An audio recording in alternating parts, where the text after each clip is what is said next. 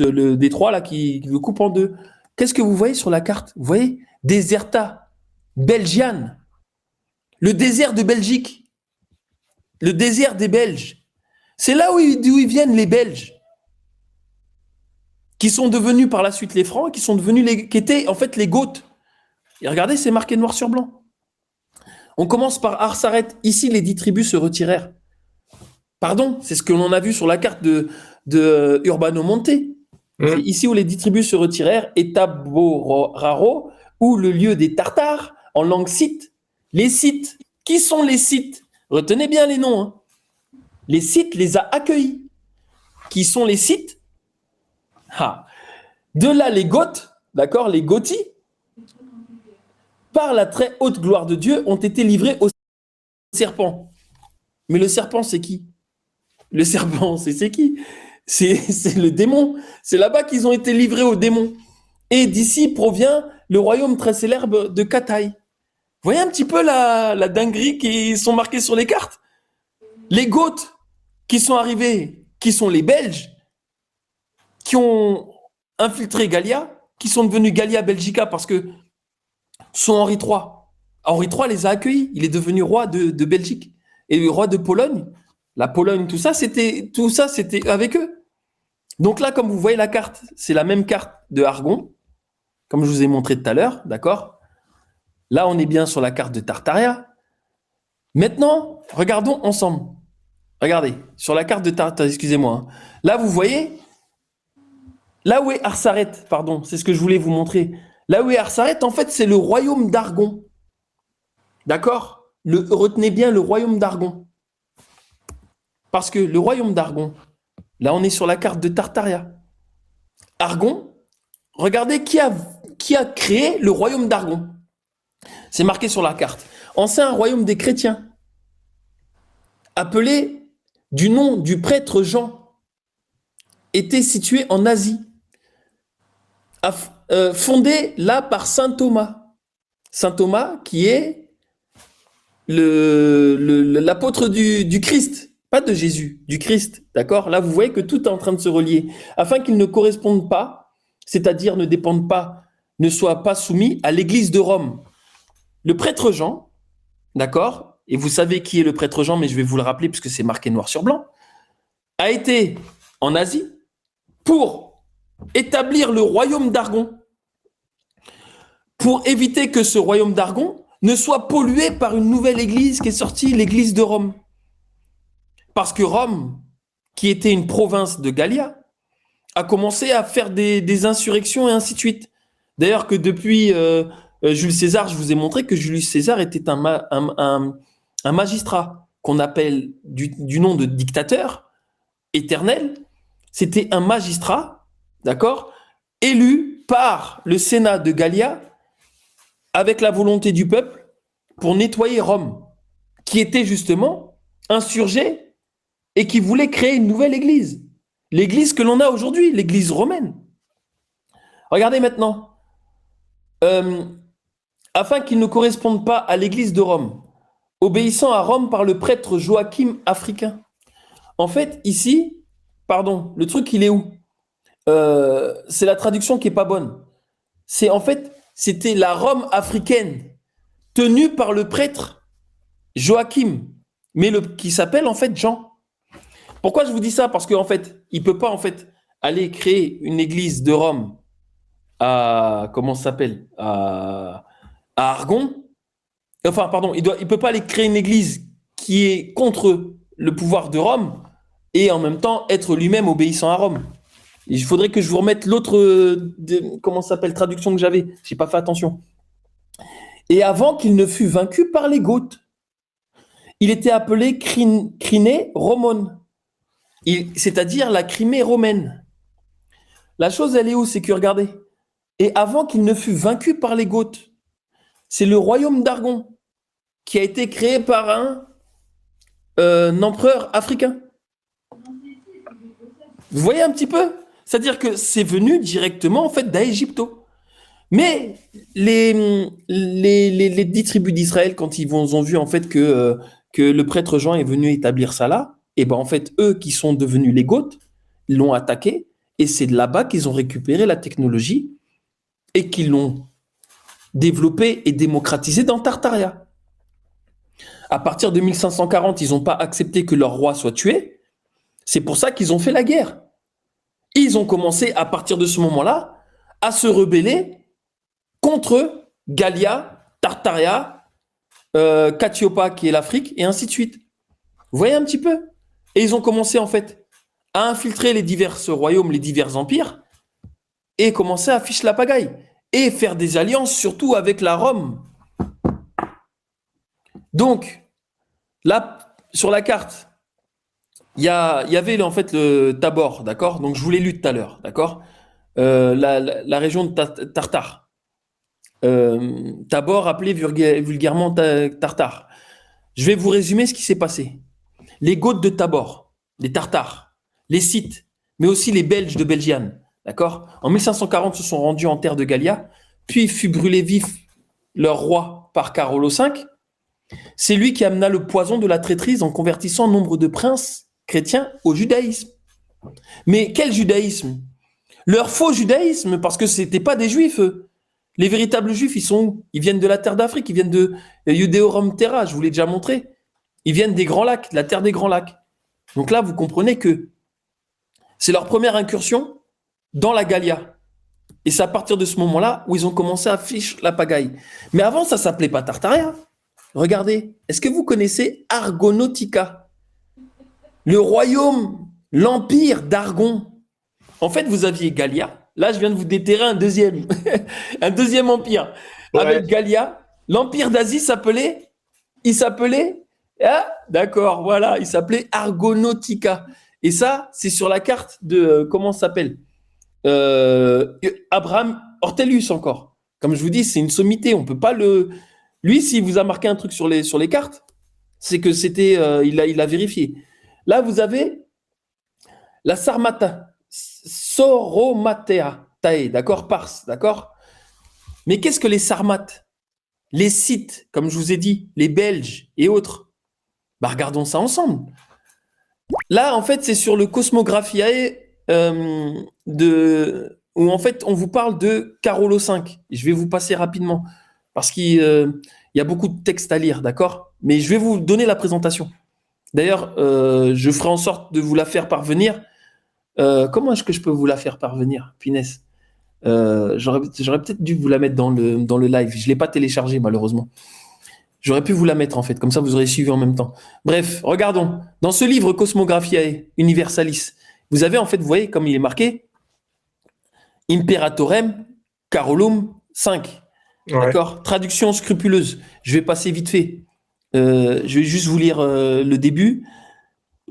Et afin d'affliger les hommes d'un mal plus marqué, il enseigna encore ceci. Ici à Delphes, là en Eubée, ailleurs en Asamonie, à Dodone, il fit retentir les chaînes d'une inspiration trompeuse.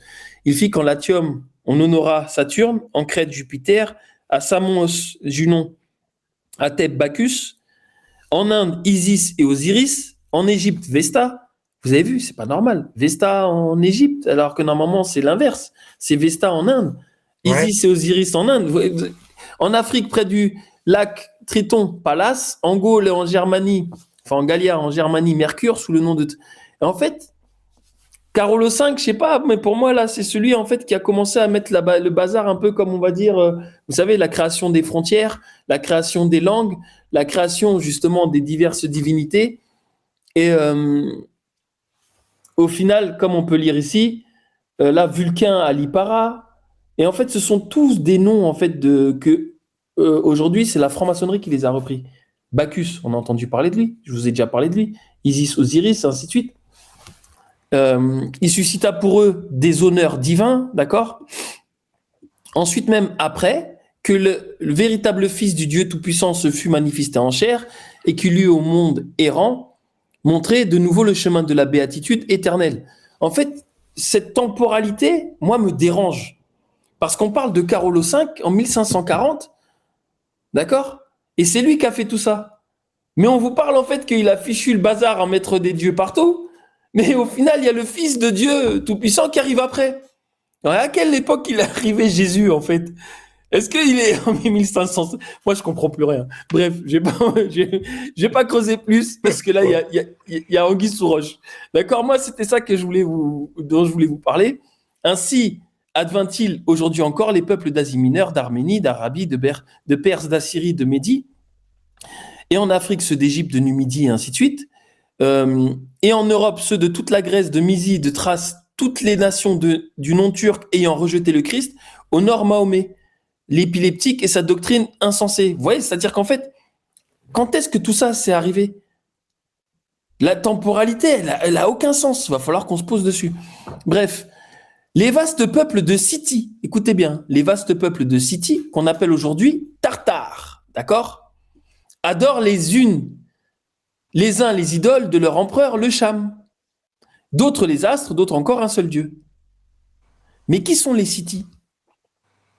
Qui sont aussi, vous voyez, hein, il y a plusieurs textes, hein, je vous laisserai le parcourir tout seul, hein. Il y a beaucoup d'informations importantes, mais là, c'est pas ce qui nous intéresse. Moi, ce qui m'intéresse, c'est de savoir, justement, où est la Scythie? Où était la Tartaria? Où était la Scythie? Qu'est-ce que la Scythie aujourd'hui? Et en fait, j'ai vu, en fait, dans ce livre-là, conférence au musée Guimet, d'accord, qu'en fait, la Scythie, justement, les textes classiques sur les Phéniciens s'accordent avec les renseignements hébraïques sur le culte de Moloch pour montrer que le sacrifice humain était généralement un holocauste. On jetait la victime dans une fournaise où elle était consumée. D'ordinaire, on ne l'égorgeait pas comme chez les Gaulois et les Scythes. Galiens et Scythes. Un culte similaire. Mais quel type de Galiens? Ça, ces Galiens-là, c'est ceux qui sont venus en Gallia Belgica ramener leur culte. Mais quel culte? Le culte de Moloch. Ouais. D'accord? Là, on est sur Moloch maintenant. Ouais. Ah! Et qui vénère Moloch? Où est la Scythie? Où est Sarmat? Eh ben, Sarmat. Les La Khazars. Scythie, c'est qui? Aujourd'hui, c'est qui? Sarmat. En Ukraine. C'est l'Ukraine. Voilà, exactement. Et regarde le roi Henri III. Ça, c'est au niveau de la basilique de Saint-Denis. D'accord? Il y a en fait un cœur où son cœur il a été mis en poudre, hein, je pense. Hein, et Henri III, roi des Francs, mais surtout, comment dire, roi de Gallia, d'accord? Roi des Francs parce que c'était la région justement de Gallia Belgica. C'était un petit royaume des Francs qui était dans cette région, d'accord? Est mort l'an du Seigneur 1590, 50 ans après la mort du premier roi de comment ça s'appelle, de Tabor, d'accord, qui est venu fiche la pagaille ici, le premier jour du mois d'août. Arrête-toi, voyageur, et pleure le sort des rois. Le cœur du roi est enfermé sous ce marbre. Lui qui donna les lois aux Galiens et aux Sarmates. Qu'est-ce qu'il a fait lui en 1590? C'est lui qui était roi de Gallia, roi de Sarmates, et il leur a donné des lois. Mais avant, ils n'avaient pas besoin des lois. C'est lui le premier qui a introduit ces lois. Il était aussi roi de Pologne. Parce qu'avant, il n'y avait qu'une seule loi, comme j'arrête pas de le répéter, c'est la loi naturelle. Et elle suffit amplement, c'est la loi divine, la loi du Très-Haut. C'est lui, Henri III, comme je vous ai dit, les Bourbons n'ont pas forcément été bons, qui est venu et qui a commencé à fiche la pagaille. Mais à moitié seulement, parce qu'ils ont fait beaucoup de choses de bien avec Henri IV et autres. C'est lui le premier des rois Bourbons qui a été tué. Et comme vous savez, en fait, en franc-maçonnerie, ils frappent toujours 3 coups. Comme quand ils ont ouvert la cathédrale, comme quand ils ouvrent un temple, ainsi de suite. Les 3 coups, pour eux, c'est important. Premier coup, ils ont tué le roi Henri III. Deuxième coup, Henri IV, le 14 mai 1610. Ensuite, 33 ans après, qui a été le troisième? Louis XIII, un 14 mai aussi. Mais sauf que le 14 mai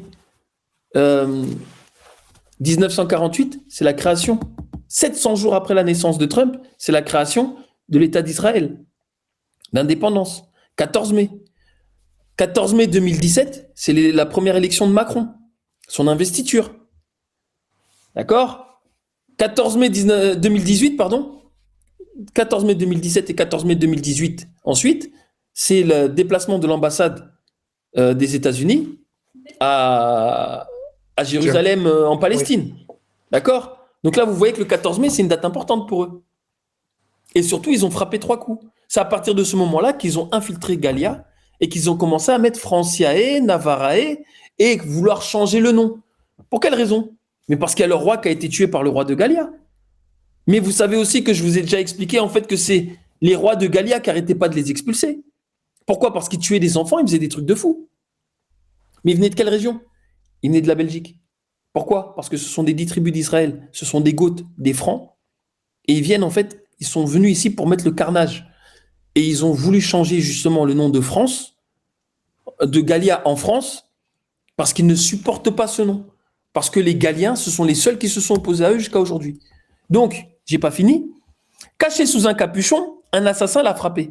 Là, voyageur, arrête-toi et pleure le sort des rois. D'accord? Donc, il a été, lui, aussi assassiné. Très bien.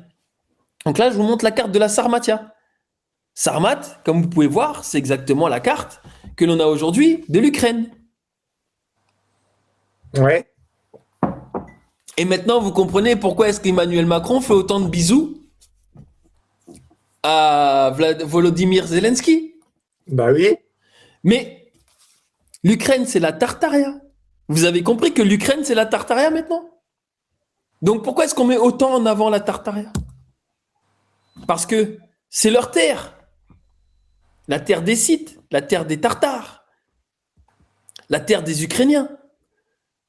Et vous La terre comprenez pourquoi des Khazars aussi. des Khazars aussi, bien sûr. J'ai pas mis les Khazars, c'est vrai. Ouais. Les Goths.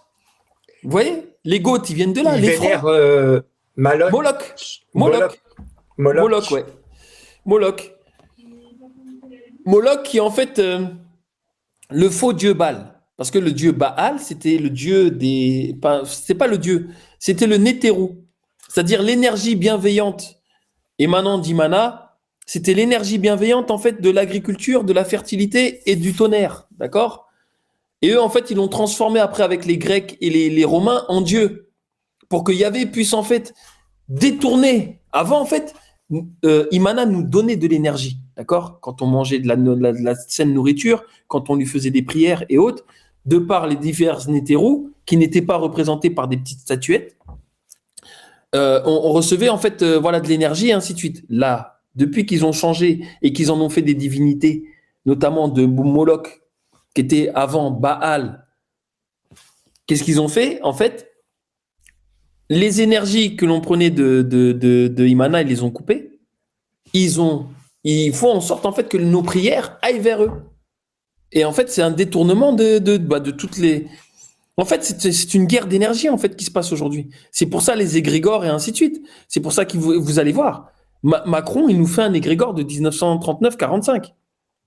Parce qu'il nous répète tout le temps les mêmes choses. C'est un plan en fait millimétré, rodé et ainsi de suite. D'accord? Donc regardons. Ici, pour vous montrer que c'est vraiment la Tartaria, nous sommes encore sur la carte de Urbano Monti. Regardez. Qu'est-ce qui a marqué Tartarie au niveau de la City? On est d'accord? Vous voyez? Là, ici, Russia Nera, tout ça, en fait, c'était le territoire de la Tartarie. Ouais. Vous voyez? Mais regardez, on continue. Voici donc la Tartaria actuelle. Là, voici les Tartares. D'accord? Une partie qui fait partie de la Fédération de Russie. Mais vous pensez que la Russie aujourd'hui de Poutine, elle n'est pas dans le même plan? Bah, attendez, bougez pas, commencez à vous poser la question de pourquoi est-ce que c'est Poutine qui attaque l'Ukraine. Et pourquoi vous allez voir que tout part en cacahuète là après. Maintenant, ce qu'il faut savoir, c'est qu'on est toujours dans les histoires d'eschatologie avec eux. Le troisième ange, Apocalypse 8-10, est apparu en 1986. Et le nom de l'étoile est Absinthe. C'est ce qui est marqué dans Apocalypse 8. Pourquoi? Parce qu'en ukrainien, Tchernobyl signifie absinthe. Vous commencez à comprendre un petit peu qu'ils sont en fait dans un récit biblique. Comme ils ont en fait tout dévoyé dans la Bible, ils ont mis leur texte, ils ont fait tout leur plan, il est dans la Bible. Aujourd'hui, avec la Bible, vous allez retrouver des morceaux de leur plan qui ont déjà été exécutés. C'est ce que je suis en train de vous montrer. Continuons. Ukraine, l'acteur devenu chef de guerre. Parce qu'aujourd'hui, ils vous montrent quoi? Ils vous montrent en fait que ce sont que des acteurs. Ouais. Aujourd'hui, il n'y a plus de pouvoir. Le seul pouvoir, aujourd'hui, ce sont les talmudistes kabbalistes. Et vous allez voir qu'ils sont représentés notamment par... c'est au-delà des Rothschild. Hein. Je pense en fait que même la secte des Lubavitch, là, elle est... Elle est sacrément gratinée, hein, parce qu'ils sont vraiment partout. Mais après, je pense que c'est plus le bras armé. Vous allez voir que, en fait, ce sera plus dans un prochain live, que ça va jusqu'en Amérique encore, au niveau de Chicago. Au niveau de Chicago, c'est pas rien ce qui se passe là-bas. Je vous ai déjà parlé du Presidential Obama Center, justement le rocher du Christ, de Jésus, en fait. Le rocher où vient boire les 10 tribus d'Israël. Mais qui est Obama? C'est la bonne question. Bref, Oui. donc, Ukraine, Zelensky, l'acteur devenu chef de guerre. Et regardez, vous voyez là les sigles. Ils ont récupéré les sigles nazis et ainsi de suite. Parce que vous allez comprendre que ce n'étaient pas les véritables nazis, mais ce sont les nazis qui ont dévoyé le texte, qui ont dévoyé l'histoire, qui ont récupéré les nazis, parce qu'il faut savoir qu'en fait, Hitler, c'est pas celui que vous voyez là avec sa petite moustache. Hein. Ça, c'est sûrement Charlie Chaplin ou je ne sais qui a joué son rôle. C'est pas lui le véritable Hitler. Et sincèrement, je vais vous faire la vidéo sur Hitler, vous allez voir que c'était pas lui. D'accord? Donc eux, qu'est-ce qu'ils ont fait pour salir justement l'égrégore positif, l'énergie positive et tout qu'ont apporté les nazis, les véritables, ceux qui se sont battus contre les bolcheviks. Mais qui sont les bolcheviks? Voilà, c'est là où on va y arriver. Allez, on continue. Donc, Zelensky Ukraine look more like Big Israel. Qu'est-ce qu'il nous a dit, Zelensky? Et c'est pas lui qui nous a dit, je vais faire de l'Ukraine un grand Israël. Mais pourquoi est-ce qu'il l'a dit? Mais parce que Il fait partie de chez eux. là, vous comprenez que les 10 tribus d'Israël, c'est eux. Les fausses tribus, les tribus de Yahvé, celles qui ont remplacé les véritables tribus, les 12, qui étaient les tribus en fait originelles, qui étaient en Afrique, que eux ils ont massacré. Et vous comprenez maintenant le massacre des Noirs et ainsi de suite, voilà, parce qu'en fait eux ils veulent le pouvoir. Regardez, Ukraine Crest. Vous voyez le sigle qu'il a, ce salopard de Zelensky? Mais en fait c'est le sigil de Moloch. C'est le Khazarian Tamga. Vous voyez bien que c'est le même signe. Ouais. D'accord? On est simple. Premier emblème de bataille du bataillon Azov. Regardez le bataillon Azov. C'est l'emblème de la Waffen-SS das Reich. Mais c'est aussi l'emblème du soleil noir. Mais le soleil noir, quand vous saurez ce qu'est réellement le soleil noir, en fait aujourd'hui ils ont la main sur le soleil noir. Mais ça, nous on n'est pas au courant. Je vais arriver à la fin de la vidéo quand vous allez voir en fait. Je vous parlerai du soleil noir à la fin de la vidéo. Vous allez comprendre où il est. Et ils ont mis la main dessus. Et c'est pour ça qu'ils se la racontent autant. Donc là, comme vous voyez, hein, c'est-à-dire qu'ils nous répètent l'histoire. Mais là maintenant, ce sont les Ukrainiens qui font les nazis. D'accord? Et en fait, on nous a menti parce que du temps de Hitler, les véritables tueurs, les tortionnaires, les assassins, c'était les bolcheviks. Mais les bolcheviks, c'était qui? On disait le bolchevisme. Qui est-ce qui a lancé le bolchevisme? C'est les talmudistes, kabbalistes et autres. Donc Zelensky, le président ukrainien Volodymyr Zelensky, voilà, a déclaré que le principal problème pour l'Ukraine, après la fin de l'invasion russe, sera la sécurité. Donc il veut faire un grand Israël. Mais est-ce que vous connaissez le prêtre Nathanaël? Vous allez le reconnaître. Regardez ce qu'il a dévoilé. Il a trouvé une vidéo. Voilà. Ils veulent faire en fait le grand Israël. Mais regardez. Here's the Greater Israel Project. Now, give a look, and you'll see. No. Little tiny Israel, they want to push to the West Bank. They want to expand into Jordan. Then they're going north. They're going north, Iraq, Syria. Then they're going to take Voilà tout ce qu'ils veulent faire. of Iran and up through Azerbaijan. Then up to Georgia, and then from Georgia, little left-hand turn, Ukraine. That's the Greater Israel Project. That's the connection. That's why 8 billion just went to. Vous avez vu la connexion un peu? Ah, C'est un truc de fou, hein. elle est puissante hein, la connexion. Hein. On est d'accord? Vous Ouais. voyez, c'est-à-dire que tout est sous nos yeux. Tout est sous nos yeux. Donc eux, ils veulent en fait grand Israël, mais en fait le grand Israël sera sur la terre entière. Ils sont juste en fait en train de connecter certaines parties. Et maintenant, vous comprenez pourquoi la guerre elle part d'Ukraine jusqu'en Palestine. Parce que c'est cette partie-là qu'ils sont en train de connecter entièrement. C'est pour ça que Trump, il a mis sa main dans, enfin, il a mis son grain de sel dans, comment ça s'appelle, Gaza. Gaza notamment aussi, c'est pourquoi? Parce que comme j'arrête pas de vous expliquer, c'est Nathan de Gaza qui est en fait le prophète du premier messie qui s'appelle Sabbatai Tsevi, qui en 1666 est devenu messie, mais messie khazar. Et en fait, Sabbatai Tsevi, il a fait de Alep, la Syrie, sa ville sainte. Mais Nathan de Gaza, dont le nom est Ashkenazi, qu'est-ce qu'il a fait lui? Lui, en fait, il a fait de Gaza sa ville sainte. C'est pour ça que Trump la veut. Parce que justement, Trump est lui-même un khazar. Khazar, tatar, toutes ces conneries-là, parce que vous avez vu la proximité avec les Amériques. Donc, ok, on continue. Mais tout ça, je vais vous le montrer. Donc, la vidéo, ok, merci. Et regardez, ça, ce sont des affiches, en fait, que j'ai retrouvées dans les archives des ventes aux enchères. C'est toujours intéressant d'aller faire un tour dans les ventes aux enchères. Pourquoi? Parce que regardez, le complot juif contre l'Europe. Vous avez vu? L'Europe, c'est quoi?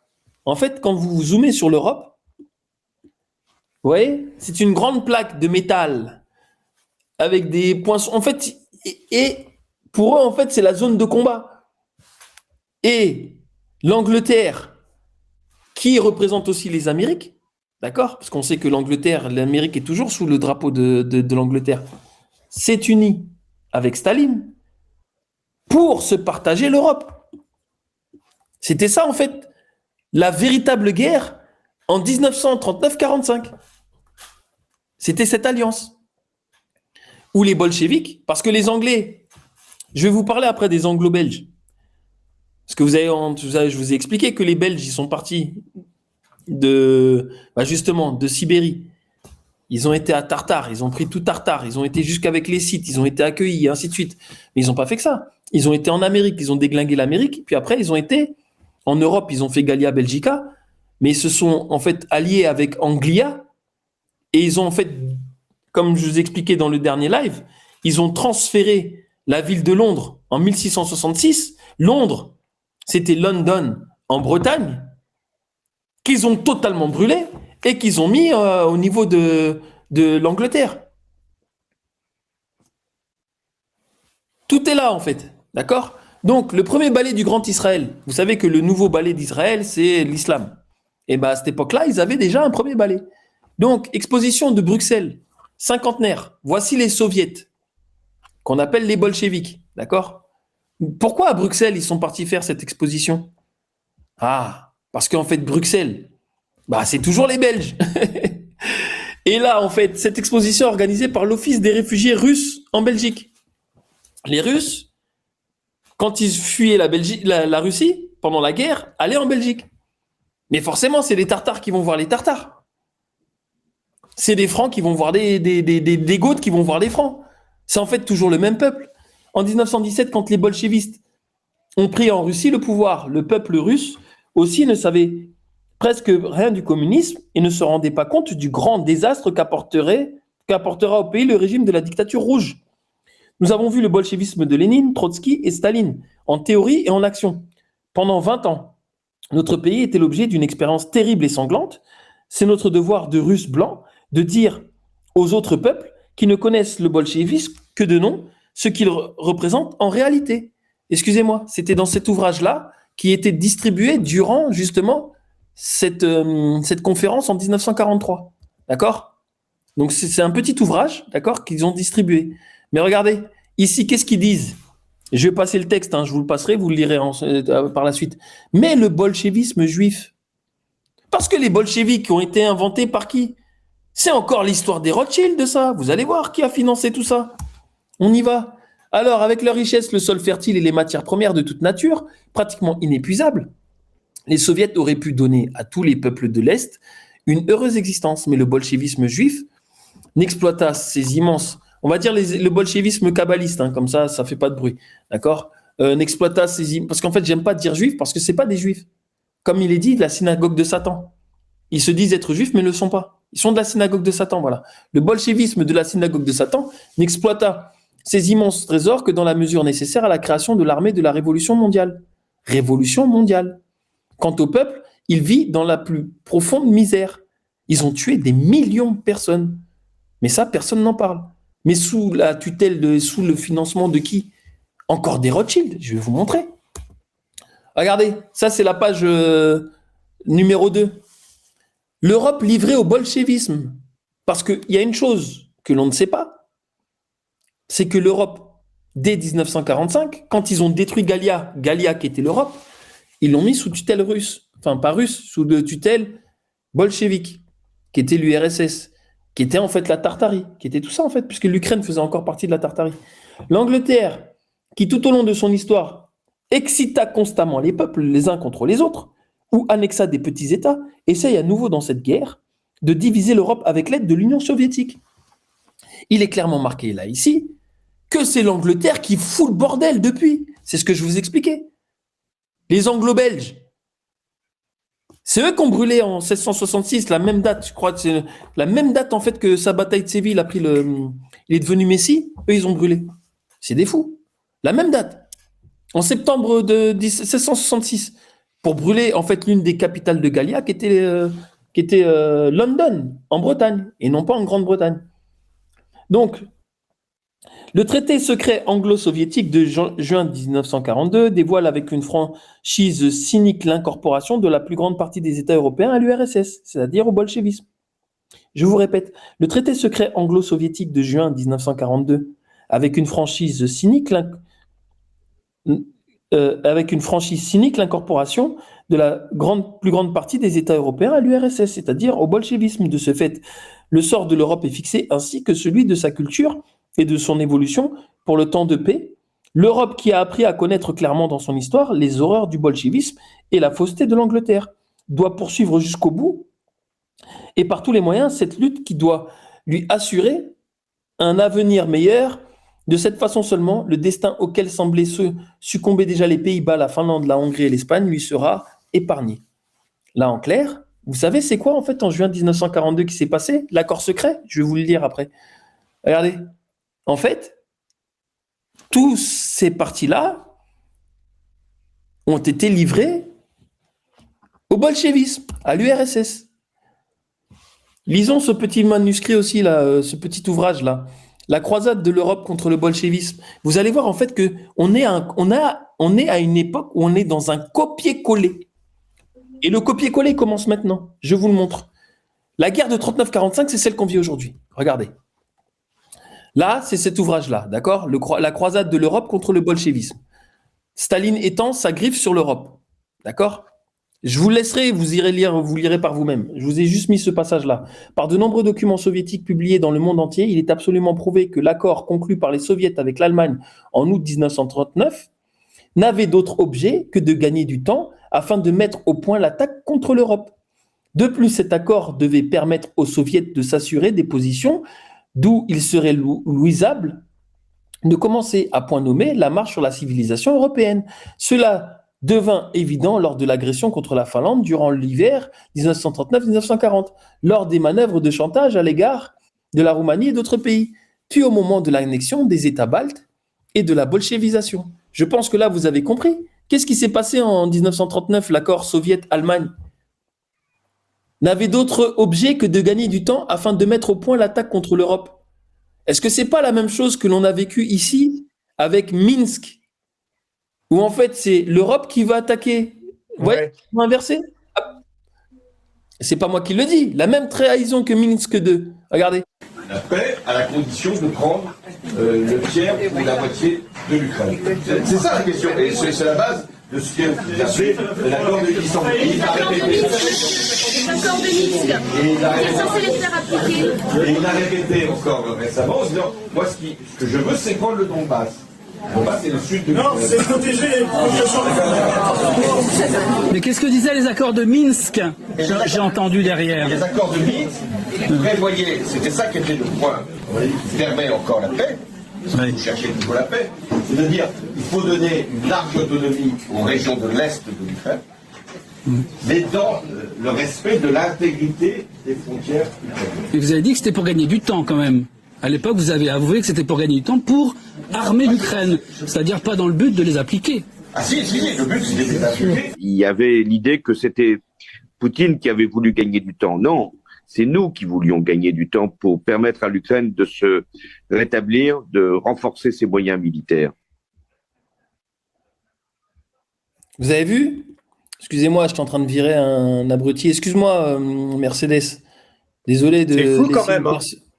Je suis en train de laisser une personne qui est en train d'être impolie. Bref, attends, parce que Poutine a répondu. Ну что Quand il a entendu ça. скажешь? Возникает сейчас вопрос, конечно, вопрос La доверия. confiance. И так-то доверие, конечно, почти на нуле. Но после заявления подобного рода, конечно, возникает вопрос доверия. Как договариваться-то? О чем? И можно ли с кем-то договариваться? Вот скажите, как мы такое воспринимаем и знали ли мы, что наши партнеры так поступают с нами? Спасибо. Честно говоря, для меня это было абсолютно неожиданным. Это разочаровывает.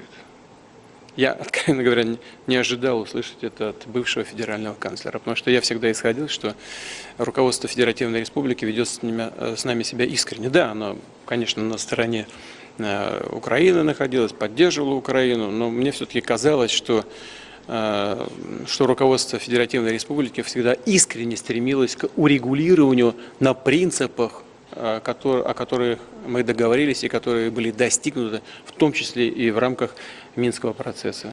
Vous avez vu? Non, c'est clair ou pas? Donc, c'est-à-dire qu'en fait, là, on a inversé les choses.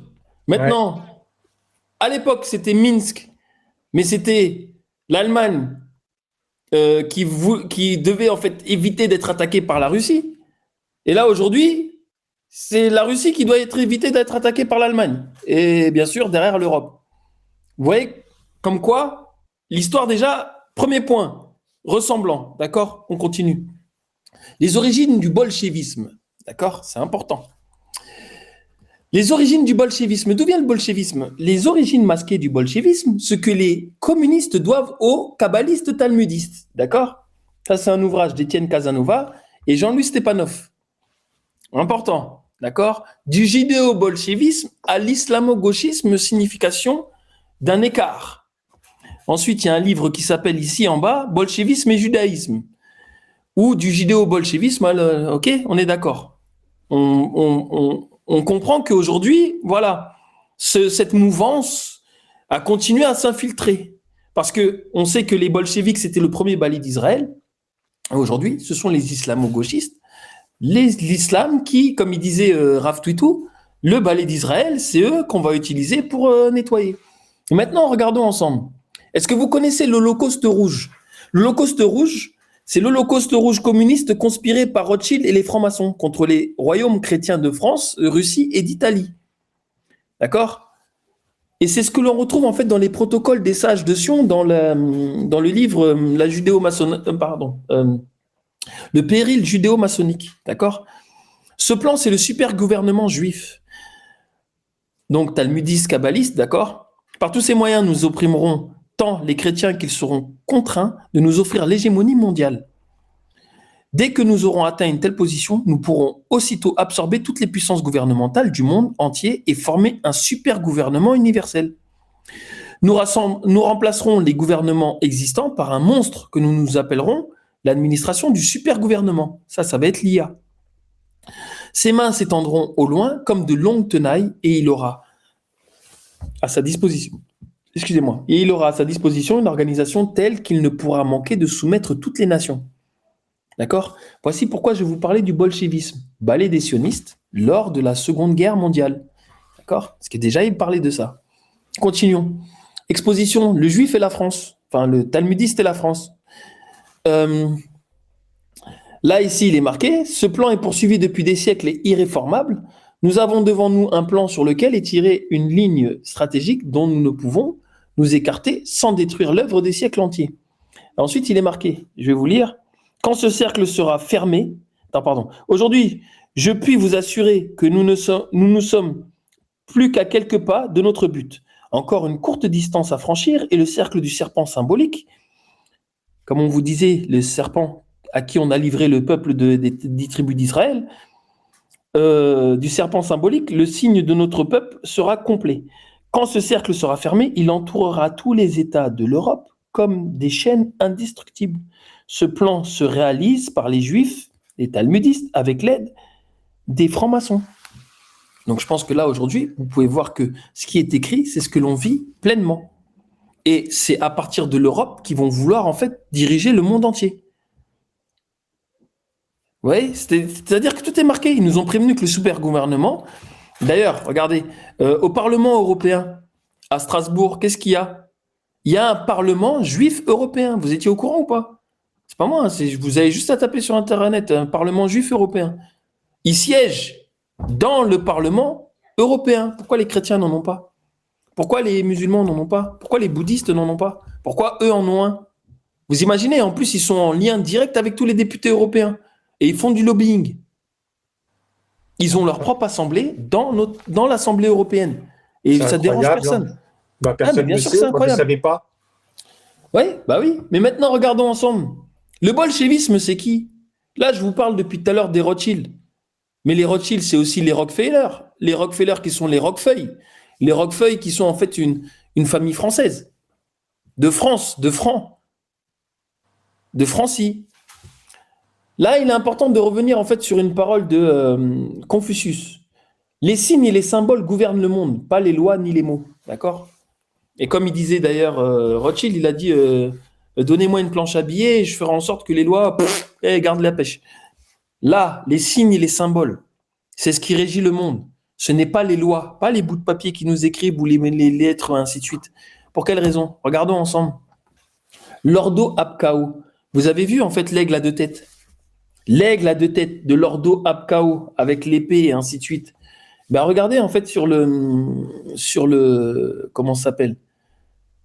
Sur l'écusson de Trump. International Scotland, c'est golf. Qu'est-ce que l'on voit ici? L'aigle à deux têtes, c'est exactement le même, avec la même queue. Hein. Oui, on est d'accord.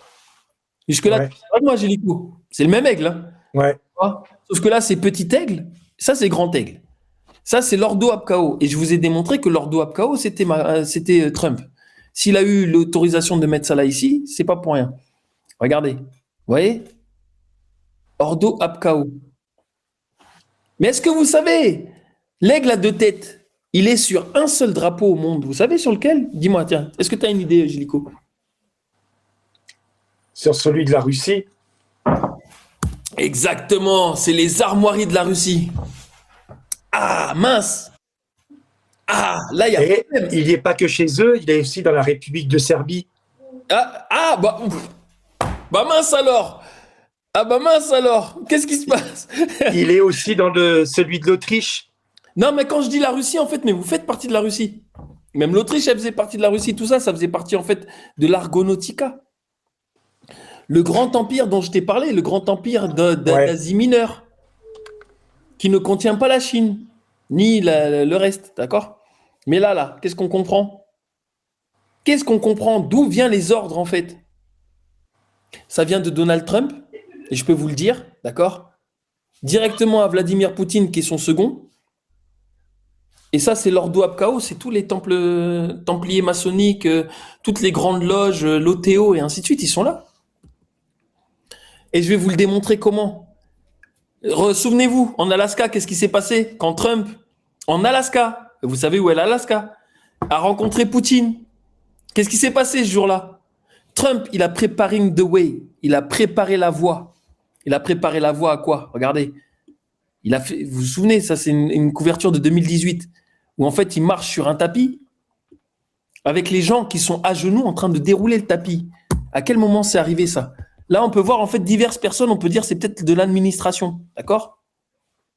On voit pas des militaires, mais on peut se dire que c'est l'administration, d'accord? Ou des personnes en tout cas à son service. Mais regardez ce qui s'est passé justement là, avec Vladimir Poutine en Alaska. Vous vous souvenez, en Alaska, Vladimir Poutine et Donald Trump ont symboliquement amorcé un processus de réconciliation entre la Russie et les États-Unis. C'était là, c'était en août 2025. Qui est-ce qui est à genoux? Qui est-ce qui est à genoux? C'est l'Amérique qui est à genoux devant la Russie. Trump a mis à genoux symboliquement l'Amérique devant la Russie. Parce que Trump, qui est l'ordo Abkao, a comment on va dire, il a le pouvoir, il a la direction. C'est lui qui dirige, c'est lui qui a l'épée, bien sûr. C'est lui qui a l'épée, c'est lui qui dirige la Russie. Mais pour qui il le dirige? Je vais vous montrer pour qui il dirige. Regardez, il a été jusqu'à euh, risquer la peine de mort pour haute trahison, parce qu'il y a l'article 3 du pouvoir judiciaire, section 3, trahison, clause 1, signification, la trahison contre les États-Unis ne consistera qu'à leur faire la guerre ou à adhérer à leurs ennemis en leur apportant aide et réconfort. De fait d'avoir mis les gens à genoux devant, et regarde les tapis, d'accord, devant l'avion ça a été considéré par la plupart des journalistes et même des opposants et ainsi de suite comme une haute trahison. Nulle personne ne pourra être reconnue coupable de trahison sans le témoignage de 2 témoins. Là, ça a été le monde entier, du même acte manifeste. D'accord? Et le grand, comme ils disent, vainqueur de tout ça, ça a été Poutine. Mais en fait, ça n'a pas été Poutine. Ça a été Trump qui a montré que maintenant, les Amériques, je vais prendre la direction à partir de la Russie. C'est pour ça qu'aujourd'hui, Trump, en fait, il est aussi laxiste avec Poutine. Parce que Poutine n'est qu'un pantin. Et je vais vous le démontrer, regardez. D'où vient le pouvoir? D'où vient le pouvoir? Vous vous souvenez de la dynastie hassidique Abad Lubavitch? D'accord. Ils sont basés où aujourd'hui? Les Abad Lubavitch, qu'est-ce qu'ils ont fait? Ils ont récupéré en tout premier la Russie. C'est eux, en fait, qui se sont mis à la tête de la Russie. Ensuite, pendant la Seconde Guerre mondiale, qu'est-ce qu'ils ont fait? Ils ont établi leur synagogue à New York. Qui est né à New York? Qui a ses bureaux à New York, la Trump Tower, et ainsi de suite? Qui est le grand rabbin? Le grand rabbin Menachem Mendel Schneerson. Понимаете, Écoutez ce que disait Poutine. Общался и с одним президентом США, и с другим, и с третьим. Президенты приходят и уходят, а политика не меняется. Знаете почему? Потому что очень сильна власть бюрократии. Вот человека избрали, он приходит с одними идеями, к нему приходят люди с кейсами, хорошо одетые и в темных, как у меня, костюмах, но только не с красным галстуком, а с черным или с темно-синим. И начинают объяснять, как нужно делать. И все сразу меняется, понимаете? Это происходит от одной администрации к другой. Vous avez entendu ce qu'il dit là? Là, il nous dit clairement, en Amérique, c'est pas le président qui est à la Maison Blanche qui dirige. Il y a des personnes en fait qui viennent derrière et quand ils disent bon, écoutez, c'est comment? Bon, écoutez, ça, toi tu changes ça, toi tu changes ça, et ils sont tous habillés en Men in Black, tous habillés en costume noir avec une cravate bleue. De qui ils parlent? Ils parlent des Abad Lubavitch. Regardez. Et en plus, ils ont vraiment la cravate bleue et rouge. C'est pas moi, hein. Regardez la cravate bleue, rouge, ok. Là, vous le voyez avec tout le monde, hein. Bush père, avec, comment il s'appelle, Reagan. Vous le voyez avec je sais pas qui, bref. Là, ici, vous l'avez avec Bush fils, Trump, d'accord? Voilà. Là, vous l'avez avec Barack Obama, ok? C'est pas moi, hein. Là, vous l'avez avec Biden, l'ancien Biden, pas le nouveau, hein, parce que bon. Mais il est avec qui, lui? Il est avec Berel Lazar. Mais qui est Berel Lazar Schneerson? Non, pardon, il n'est pas Schneerson. Berel Lazar des Lubavitch. C'est qui Berel Lazar? Vous savez que lui, c'est le grand rabbin de... Il est de quel pays, Berel Lazar? Tu sais Ah, t'as mis le micro, t'as coupé le micro. Il n'est pas d'Ukraine? Non, oui, il est sûrement d'Ukraine, mais c'est le grand rabbin de Russie. C'est le pote à qui? Poutine, il nous racontait quoi? Poutine, il nous dit, vous avez vu les Américains? Ils sont sous tutelle, hein? Mais lui-même, regarde. Le président Vladimir Poutine au centre. Et le grand rabbin russe, Berel Lazar, à droite. Écoute l'homme d'affaires Victor Vekselberg. Regardez. Poutine. Attendez, pardon. Je vous ai pas bien mis. Regardez ici, vous avez qui? Medvedev. Lubavitch.com. Et vous le voyez souvent avec une kippa, même. Il est même parti faire des bisous au mur. Regardez. Ouais. Vous voyez ou pas? D'accord? Vous commencez à comprendre? We love truth. Regardez. Il lui a offert une belle médaille. On continue. Pardon. Mais, pardon. Excusez-moi. Le patriarche Cyril de l'église orthodoxe, c'est lui là qu'on voit avec le grand rabbin de Russie, Berel Lazar. Ils mangent tous dans la même gamelle. La même gamelle, c'est la gamelle de Yahvé. D'accord? Donc au moins, ça peut être clair. Le jour où Poutine a prié pour la reconstruction du temple, c'est exactement pourquoi je suis venu ici, a-t-il déclaré, lors d'une visite peu médiatisée au mur occidental de Jérusalem. en 2018. C'est il n'y a pas longtemps, hein, 2018. Il est parti faire un bisou au mur. Ouais, il est là, avec sa kippa. Pardon, c'est qui? C'est Poutine, là, que vous voyez, non? D'accord, on continue. Qu'est-ce qu'il a dit, Aaron Rekefet Rodkov? Lui, il faut savoir que c'est le grand rabbin, écoutez-moi bien, c'est le grand rabbin du Mossad, les services secrets. D'accord? Regardez la date de naissance de Vladimir Poutine, s'il vous plaît. Tapez dans le chat. Commencez à appuyer sur TikTok, mettez des j'aime comme j'aime. Il est né quand? En 52. Non, regarde la date, le jour. 7 octobre. Moi, 7 octobre, ça te rappelle rien? 7 octobre 2023 ou 24, je sais plus. Le 7 octobre. C'est là où toute la guerre elle a commencé. La guerre d'Israël. Mais pourquoi vous croyez que c'est un hasard qu'il ait cette date de naissance? Et qu'est-ce qu'il disait justement l'ancien rabbin du Mossad? Écoutez ce qu'il raconte. Le Shabbat possède la Russie, d'accord? C'est le Shabbat Lubavitch qui possède la Russie. Poutine est un Shabbatnik. Et il y a des raisons à cela. Pour une petite communauté qui ne fait pas de politique, ça fait quand même beaucoup. Regardez, il le dit. Today, Chabad C'est lui. owns Russia. Putin is a Chabadnik, and if I have time, I'll explain to you why, but it's not for now. I want to come back to the topic I'm speaking about. But Putin is a Chabadnik, and there are reasons why. Vous avez compris? C'est le rabbin. Ok? Vous voyez qui est Poutine maintenant aujourd'hui? Mais maintenant, je vais vous montrer où le rabbin Schneerson, vous savez, le grand rabbin des Lubavitch, là, où est-ce qu'on le retrouve? Vous me croyez qu'on le retrouve dans l'affaire Brigitte, son frère? Blablabla, là, ok? Vous savez à quel endroit? Il faut savoir en fait que lui, soi-disant, on a retrouvé cette photo de lui qui ressemble étrangement beaucoup à lui ou elle d'aujourd'hui. Dans comment ça s'appelle? Non, mais c'est grave important. Dans une école sur Paris, école spéciale des travaux publics. D'accord, mais qui était dans l'école spéciale des travaux publics comme ancien élève? Pardon? Menachem Mendel Schneerson, qu'est-ce que tu fais là? Là, vous commencez à comprendre, même Macron est dans la sauce.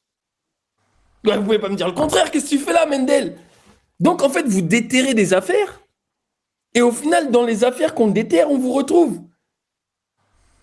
Regardez, c'est dans cette école-là qu'on a retrouvé la soi-disant photo qui a mis en PLS l'Élysée.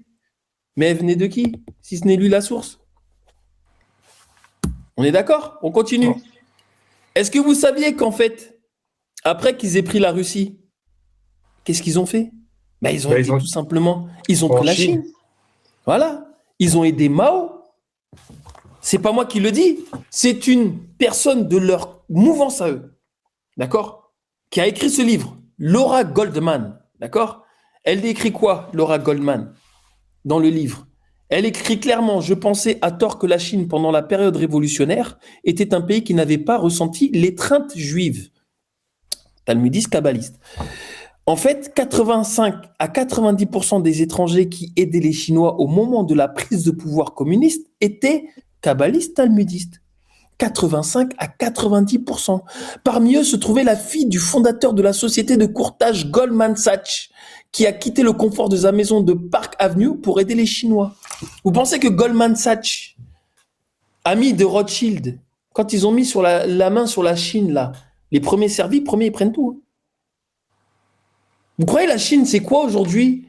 La Russie, c'est qui aujourd'hui? C'est qui les boss de ces endroits-là? Talmudisme. Ouais, voilà. Et donc, c'est contrôlé par qui? Donald Trump, directement. Et vous savez qui est-ce qui contrôle, en fait, la Chine? Emmanuel Macron. Vous savez à quel moment est-ce qu'il l'a fait? Le 7 mai 2025. Là, c'est cette année-là. Ou 2024, je ne sais plus, l'année dernière, je ne sais plus. Dans tous les cas. Qu'est-ce qu'il a fait? C'est pas lui qui a fait venir Xi Jinping. Ramène-toi ici. Vas-y, viens, on va à Montgaillard. On va aller prier sur la tombe de ma grand-mère. Il l'a ramené à Montgaillard pour manger une raclette.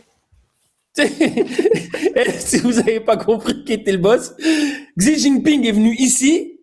Lui, là, il a mangé une raclette. Là, ici, à Montgaillard. Il lui a fait danser les gens.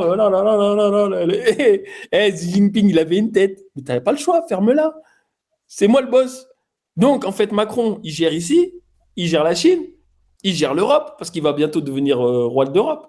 Enfin, roi et empereur, mais qui va passer après le flambeau à Louis XX. Bref, c'est une grande salade. Louis XX qui habite à 1,5 km de Trump. Ah oui, ils habitent juste à côté, hein, à New York. C'est l'hôtel particulier de Louis XX est à 1,5 km de la Trump Tower. Dites-moi qu'ils se voient jamais. Bref, continuons. Donc, Plus on fouille, plus c'est laid. Hein. c'est laid, hein. C'est laid. C'est laid, donc. Et plus c'est scellé, surtout, tu vois. Plus on verrouille. Voilà, on rigole plus avec eux. Donc, là, j'en suis à l'Empire de Gallia pour cible. Parce qu'en fait, à l'époque, c'était qui? Contre qui font la guerre depuis le début? Qui a été les premiers à tuer leur roi? Qui a été les premiers à les expulser de partout? Regardez, je vous montre. Là, je vous montre 3 cartes. Je vous dirai c'est laquelle la troisième, celle qui est en haut. Là, vous avez l'ancien empire de Adolf Hitler, que Adolf Hitler a reconstitué avant de se faire dégager. D'accord? Mais ça, c'est pas le Adolf Hitler qu'on a vu avec sa petite moustache, le petit Babtou. Non, non, non. Là, je parle de l'Adolf Hitler, le véritable Adolf Hitler. Celui qui, en fait, devant qui Jesse Owens a levé le poing. Et si vous savez Jesse Owens qui il est, vous comprenez pourquoi est-ce qu'il a pu faire ça dans le stade, à Berlin. D'accord? Donc, parce que je ne vous dis pas plus sur Hitler, parce que ce n'est pas nécessaire ce soir. Dans tous les cas, regardez, ça, vous avez l'empire d'Hitler, le nazi. Mais là, à côté, il manque la Lettonie et l'Estonie. C'est l'empire d'Europe aujourd'hui. D'accord? On sait tous les pays. D'accord? Et au-dessus, c'était déjà avant un grand empereur qui a fait 89 batailles pour établir l'empire qui était l'empire de Gallia. Là, je vous montre ça, c'est une carte. Ça, c'est une carte de Gallia. D'accord?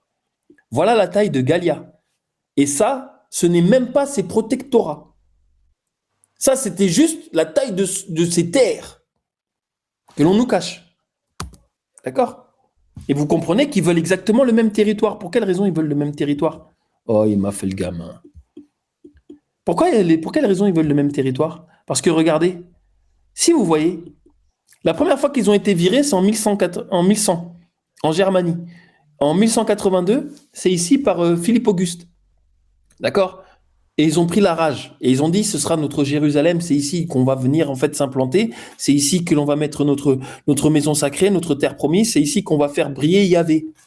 Vous voyez en fait le flux des migrations. Ça, ce sont les flux des expulsions des talmudistes, kabbalistes, des templiers qu'il ne faut pas oublier. Et il ne faut pas oublier non plus les jésuites. Ça, c'est toutes leurs expulsions. Parce que les trois noms que je vous ai cités, c'est comme les Goths, les Francs, les Scythes, et ainsi de suite, les Khazars, les Tartares, et ainsi de suite. Vous voyez que c'est exactement le même territoire.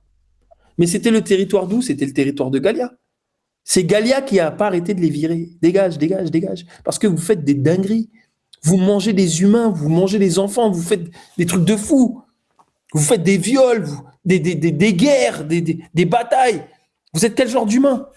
Vous êtes des résus négatifs, des démons qui servent Yahvé. C'est vraiment des démons qui servent Yahvé. Voilà, regardez. Vous le voyez en carte.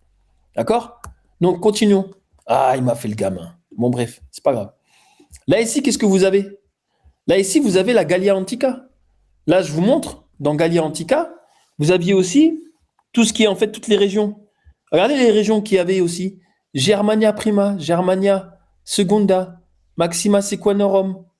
Et toutes ces régions-là, c'était les régions de l'Allemagne, les régions du Luxembourg, de la Suisse et autres. En faisaient partie de Gallia.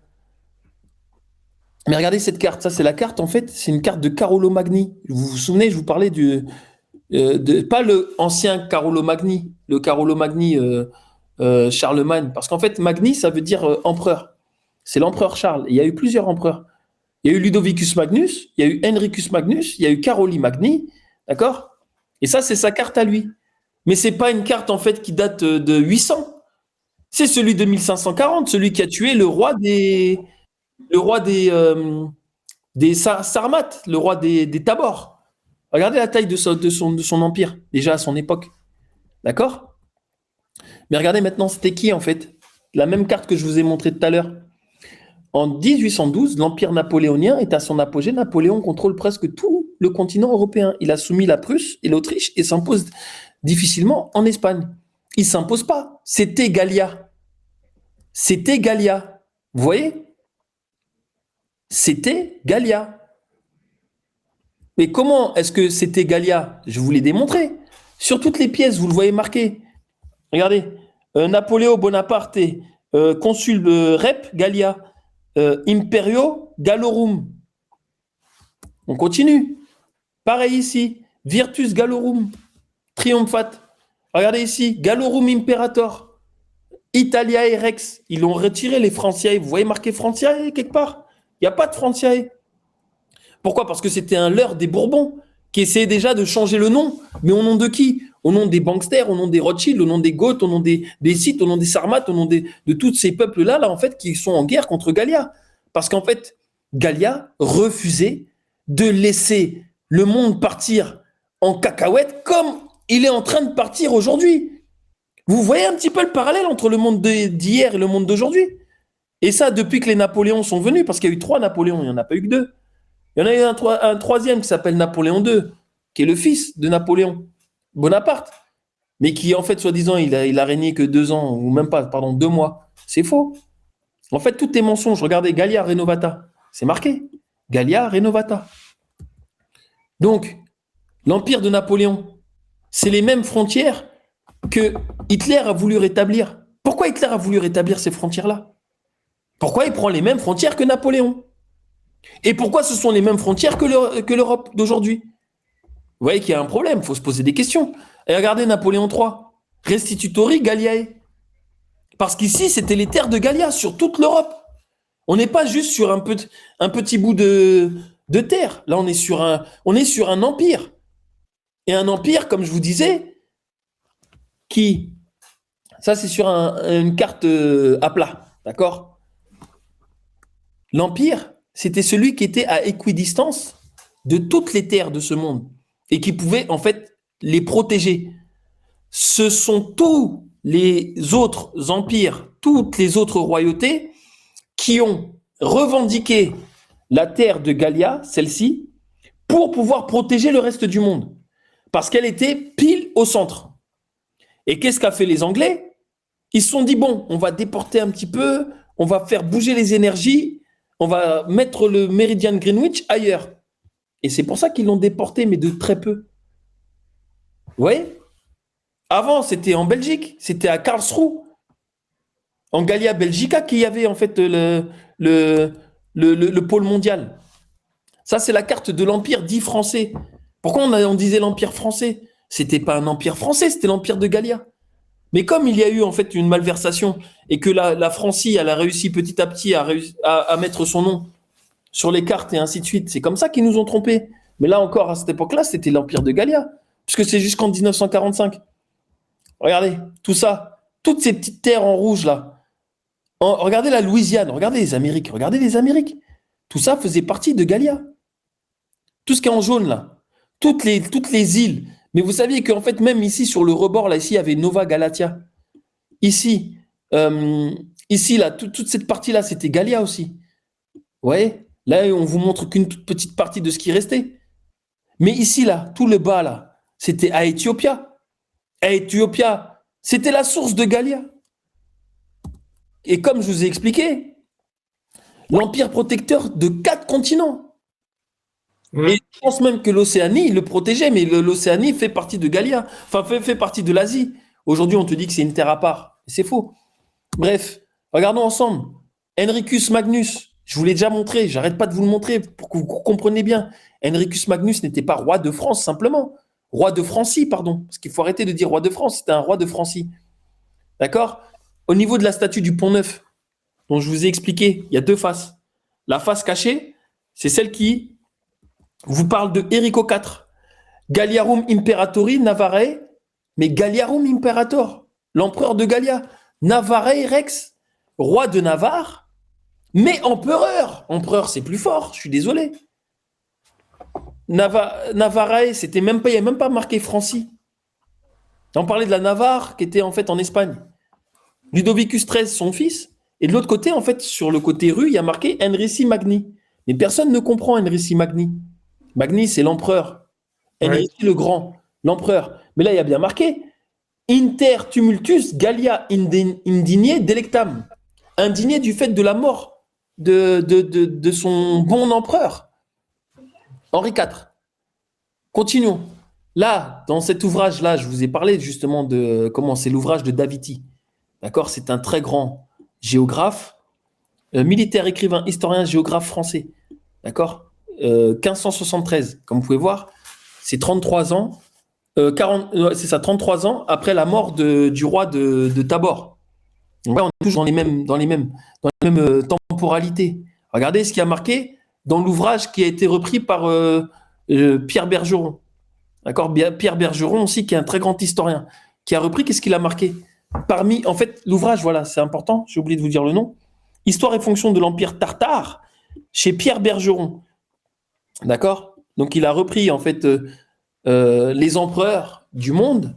Il a dit qui était le plus grand empereur du monde. Là, on est en XVIe siècle. Et là, on parle de qui? On parle de Louis XIII. Fils de qui? Il n'était pas que roi de France, puisque là, c'était roi de Francie. Il était empereur. Après Henri IV, son père. D'accord? Et qu'est-ce qu'ils disent? Domine l'Europe, l'Afrique, l'Asie et l'Amérique. Là, on vous parle d'une sommité. On vous parle d'une personne qui, aujourd'hui, ses livres sont étudiés dans des académies partout dans le monde. Oxford, Harvard, partout. Les gens, ils sont au courant de ça. Que c'était nous qui tenions le monde. De par Gallia, mais on le tenait dans le protectorat. Chacun avait son nom, chaque peuple avait ses coutumes, chacun vivait comme il voulait. Et ce n'est pas ce qu'eux, ils veulent mettre en place aujourd'hui, avec un seul empereur, mais un empereur qui va imposer ces merdes qu'on ne veut pas. Bref, continuons. Là, c'est dans la paroisse Saint-Louis, Saint-Paul-Saint-Louis, qui est au Marais. Pourquoi est-ce qu'ils ont appelé ça le Marais? Pourquoi ils ont mis tout plein de personnes bizarres autour? On va pas se citer parce qu'on va pas faire sauter ton live, mais on est d'accord. Toutes ces personnes bizarres là, pourquoi ils ont fait les trucs là-bas là où il y a toutes les débauches autour de celle-ci, de cette paroisse? Parce que dans cette paroisse, il y a cette plaque, cette dalle funéraire qui dit quoi? Ô roi est immortel des siècles, Louis XIV, Ludovicus XIV. Là, il y a marqué roi de Gallia, mais en fait, c'était roi de Francie. C'est marqué hein, Franciae, Navarrae, d'accord? Je vais Franciae. Mais c'est la Francie, c'est la région. Et Navarre. D'accord? Roi de Francie et de Navarre. Mais regardez ce qui est marqué. Ayant conduit avec force et piété les affaires de guerre et de paix pendant 73 ans, par le suffrage du monde reconnu comme Magnus le Grand. Par le suffrage du monde, comme il vous a dit Daviti, il tenait le monde sous son protectorat. Ensuite, à Louis le Grand, son père, fils du juste, Philippe, duc d'Orléans, petit-fils du juste, régent de l'Empire gallique. Je vous ai déjà dit ce qu'était l'Empire gallique. L'Empire gallique, c'était avant Rome même. C'était l'Empire de Gallia avant Rome. L'Empire gallique, ils nous ont fait croire en fait que c'était Postumus en 263 qui avait créé l'Empire gallique, qui était resté 14 ans au pouvoir. D'accord? Et qu'après, l'Empire gallique a disparu, que c'est des barbares qui ont pris le Gallia et ainsi de suite, que c'est Rome qui l'a récupéré. Tout ça, c'est faux. Tout ça, c'est faux. L'Empire gallique, c'est le plus vieil empire d'Europe. J'en suis arrivé à moins 700 avant JC dans leur temporalité. Il n'y avait pas... plus de 600 ans avant la création de Rome, par qui? Par Gallia. C'est Gallia qui a monté la province de Rome. La ville de Nîmes, elle a plus de 600 ans d'avance sur la ville. Et c'était la deuxième plus grande ville d'Europe, pour vous dire. Mais regardez, Britannia, Belgica. C'est incroyable. Ce sont ces deux-là, en fait. Ce sont ces deux-là. Vous voyez, ils ont fait exprès d'être en lien, proches. Mais Britannia, si vous savez d'où vient le nom Brit, je l'ai déjà expliqué, de Bérit. Quand on dit les Benaï Bérit, en fait, Brit, c'est l'alliance. Mais l'alliance avec qui? Avec Yahvé. Belgica, tout ça, là, c'est quoi? C'est pour montrer l'alliance qu'il y a avec Arsaret. Vous voyez que tout est lié. Regardons ensemble. Détruit. Ah mince, c'est pas ce que j'avais marqué. Je n'avais pas détruit par les Belgiens, mais j'avais marqué détruit par les Anglo-Belges. D'accord? Je ne fais pas d'attaque contre les peuples belges et anglais de ce soir, hein, on est d'accord. Là, je vous dis simplement ce que vos prédécesseurs ils ont fait au niveau des élites. Parce que ce sont eux les fils d'eux. C'est ça. Les chiens, c'est eux les chiens de la casse. Moi, je m'en prends jamais au peuple. Hein. C'est clair. Nous, on fait que subir leurs bêtises. D'accord? Regardez sur cette carte. C'est une carte que j'ai trouvée sur le Milwaukee University of Wisconsin. Britain, the World Center Cable and Wireless Grid Circle Map. C'est-à-dire que sur une carte de la Terre à plat, d'accord, sur un planisphère, d'accord, ils ont justement mis l'Angleterre, comme je vous expliquais, comme le centre, alors qu'avant c'était Gallia, avec le château de Karlsruhe, d'où toutes les énergies. En fait, nous avions un réseau, je vous l'ai expliqué dans le précédent live, nous avions un réseau énergétique qui nous permettait de téléphoner entre nous que par la pensée, juste avec l'éther. On n'avait pas besoin d'appareils qui aujourd'hui nous font payer des abonnements et ainsi de suite. D'accord? On n'avait pas besoin de box Wi-Fi, on n'avait besoin de rien de tout ça. Eux, qu'est-ce qu'ils ont fait? Ils ont éteint le château de Karlsruhe, où en fait toutes les énergies circulaient de partout, d'accord? C'était l'antenne. Ils l'ont éteint. C'était l'antenne naturelle, c'était en fait l'ordinateur naturel, bio-naturel, avec le code Bamana, comme je vous ai montré et autres. C'est des sciences en fait que nos ancêtres ils avaient depuis longtemps. Et ils l'ont récupéré. Ils ont créé les câbles avec... parce que les câbles, ça fait depuis longtemps, hein, la fibre optique et tout ça, hein, vous croyez, vous rigolez avec eux. Et c'est à partir de cet endroit-là, en Angleterre, à Londres, après l'avoir déplacé de la Bretagne, l'avoir mis sur une île, c'est à partir de cet endroit-là qu'ils ont commencé à gérer le monde. Alors qu'avant, c'était directement, comme je vous expliquais, en terre de Gallia, regardez, c'est en 1945. Ils ont pu faire tout ça après avoir détruit Gallia en 1945 avec Charles de Gaulle. Charles de Gaulle qui est Carolus de Gallia. Carolo Magni, c'est pour se foutre de la tronche du plus grand empereur. Qui a tué leur roi? C'est lui qui a tué le roi de Tabor. Voilà pourquoi Charles de Gaulle s'est appelé Charles de Gaulle, parce que c'était Caroli de Gallia. Ils ont mis son nom pour montrer qu'ils se sont vengés. Comme Louis XX a pris le nom de Louis IX et en même temps a pris la même date de naissance pour ouvrir la synagogue de Satan. Et à partir de la synagogue de Satan qui est devenue Notre-Dame, pouvoir en fait pervertir le monde. Vous voyez comment ils jouent? En fait, à chaque fois, ils se placent. Et ils disent, ah, on a pris, ça y est, ici on a pris, eh ben on va prendre le nom de la personne qui était là, qui nous a fait du mal, on va mettre son nom et on va dire que c'est nous maintenant. C'est nous les descendants, c'est comment? Voilà, c'est comme ça qu'ils jouent. Vous voyez? Donc là, il vous parle de la projection des distances et ainsi de suite, je vais passer, hein, vous voyez? Donc, en clair, c'est à partir d'ici, alors qu'avant, c'était pas de là.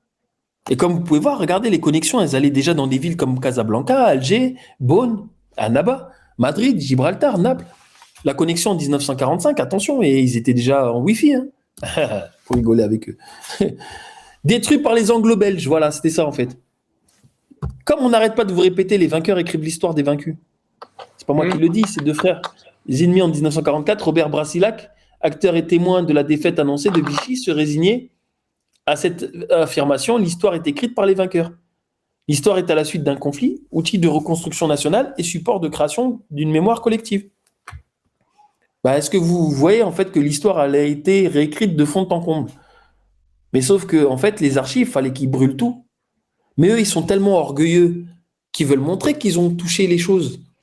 Mais qu'on est tellement bête en fait pour pas aller ouvrir les archives. C'est ce qu'ils se sont dit. Ouais, ils vont pas aller ouvrir les archives, ils sont pas si bêtes, ils vont aller traduire le latin. Le latin, c'est une langue morte. Ah bah mince alors. Allez, bam, j'ai décidé de le faire. C'est comment maintenant? On vient en parle? Regardez. Là, c'est clairement marqué. Là, je vous ai mis en fait à côté, vous regarderez par vous-même, ce sont les lots, le numéro de lot de chacune des affiches et ainsi de suite que j'ai trouvé dans les ventes de sites aux enchères comme AIOLFI. D'accord? C'est pour vous montrer que ça a été certifié, vérifié par un commissaire-priseur qui vous dit que cette affiche, elle est authentique. Et je suis pas en train de vous sortir un truc d'une IA ou de je ne sais quoi. D'accord? Donc, là, ici, qu'est-ce qui vous explique? 1918, c'était quoi la guerre? Un monde contre l'Allemagne et ses trois alliés. Ces trois alliés, c'était qui?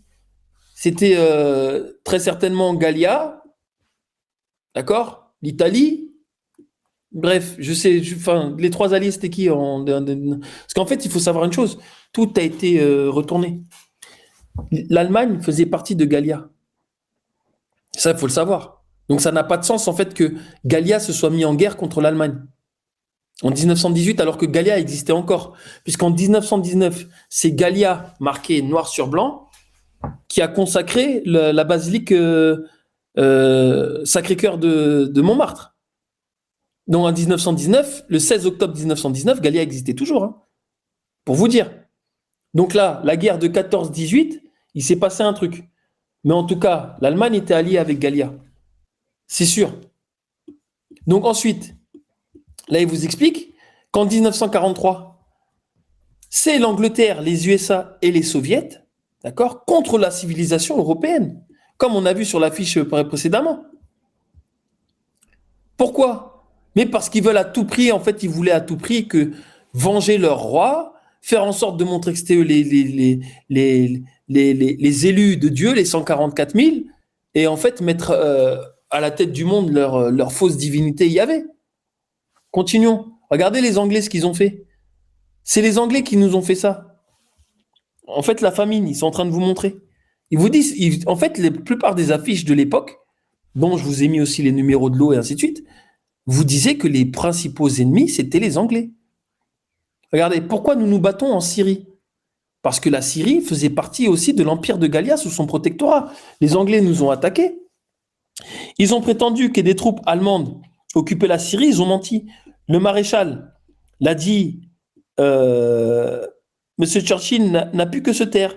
Il leur fallait justifier à l'avance leur mauvais coup. Les Anglais veulent la Syrie pour remplacer les bases qu'ils ont perdues en Grèce et en Crète. Ils cherchent un succès facile pour reconquérir une opinion déconcertée. Parce que la Syrie est une terre française. Depuis 10 siècles, de Saint-Louis, vous voyez, Saint-Louis, à Louis IX justement, à Végan, et c'est pour ça que la Syrie, elle a attaqué aujourd'hui, avec Alep. Un pacte d'amitié unit la Syrie et la France. Gallia, en fait. Chaque pouce de cette terre porte l'empreinte de notre influence et de notre civilisation. Parce que nous voulons maintenir l'Empire. Mais l'Empire de quoi? Non pas de France. Parce que là, ils ont commencé à faire des mensonges sur les affiches. De l'Empire de Gallia. Nous avons donné notre parole de la défendre. Nous avons promis au peuple de Syrie et du Liban. Vous comprenez encore pourquoi le Liban aussi est attaqué? Parce que le Liban aussi faisait partie du protectorat. De les guider sous notre drapeau vers la liberté. Si la France, la Gallia veut se relever de la défaite, retrouver sa grandeur, garder son empire, elle doit en défendre chaque morceau. Mais ça, là, c'est pas tiré de n'importe où, c'est tiré de Paris Musée. Vous voyez là l'affiche? Elle est sur Paris Musée. On continue. Là, c'est le journal Le Parisien. Regardez sur le journal Le Parisien, le Petit Parisien. Qu'est-ce qui est écrit? Le maréchal Pétain flétrit les bombardements anglo-américains. La banlieue parisienne de nouveau ensanglantée par un raid barbare. Plusieurs centaines de morts et blessés. En fait, c'est les Anglais et les Américains qui bombardaient Gallia. Ils l'ont bombardé comme jamais. Parce que Gallia ne voulait pas lâcher. Le bolchevisme en 1940. Estonie, 150 morts. 150 000 morts. Lettonie, 34 000 morts. Lituanie, 80 000 morts. Pologne, 1,5 million de morts. Mais concluez, qu'est-ce qu'était le bolchevisme? On n'en parle plus de ces morts. Français, regardez cette carte. Je vous ai mis le numéro de l'eau, hein. Il y a tous les numéros de l'eau, regardez. Ça, c'était tous les protectorats de Gallia. Canada, Terre-Neuve, 1785, îles Bahamas, les Indes, Égypte, Malte. Tout ça, ce sont des guerres menées par l'Angleterre pour détruire l'empire de Gallia. Regardez, 1765, 1713, 1783, 1801, 1874, 1704. Depuis que Yahvé est descendu de son vaisseau là en 1666, comme je vous ai montré là le bouclier là sur les pièces, voilà, regardez. Depuis ils sont en guerre. Mais contre qui? Contre Gallia.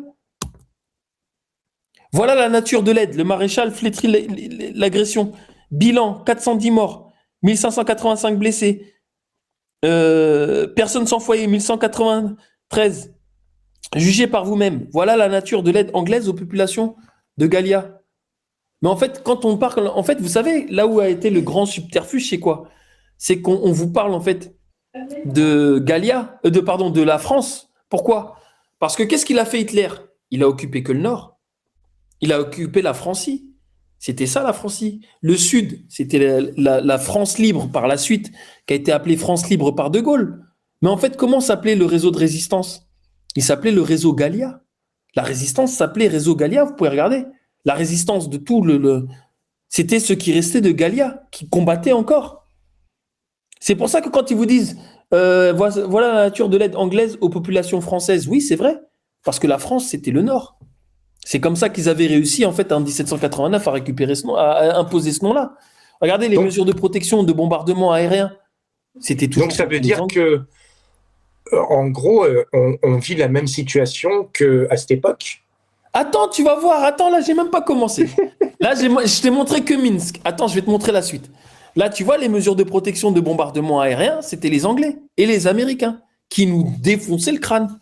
Regarde, en 6 mois, l'aviation anglo-américaine a tué 3112 Français, hommes, femmes, enfants, a blessé 5228 personnes, a détruit 25 hôpitaux, 44 églises, 118 écoles, 31 177 maisons. Ça vous rappelle ça, Gaza? Ça me rappelle aussi qu'il y a une ville en Normandie qui s'appelait Évreux et qui a été bombardée par les Américains, mais vraiment rasée. Hein. Et la population l'a encore dans la mémoire aujourd'hui. Ouais. Oui, non mais là, ça vous rappelle Gaza, ça. Ça peut pas. Ils détruisent des hôpitaux, des églises, des écoles, des maisons. On n'entend pas parler de bases militaires ou quoi qu'est-ce, non. Ils détruisent tout. Vous voyez, c'est exactement ce qu'il y a. Et ils tuent des populations. Ils en ont rien à faire. En 6 mois. Le débarquement américain, il a été prouvé par des historiens que le débarquement américain a tué plus en 6 mois que l'armée allemande depuis 39-45. Les Anglais ont bombardé les premiers la population civile. Mais regardez, tout à l'heure, je vous parlais justement des accords secrets. Vous vous souvenez des accords secrets de 1942, de juin 1942? Et bien justement, le Times du 1er août, sur cette affiche-là, c'est l'affiche, ils commettent les crimes enveloppés dans les plis de notre drapeau.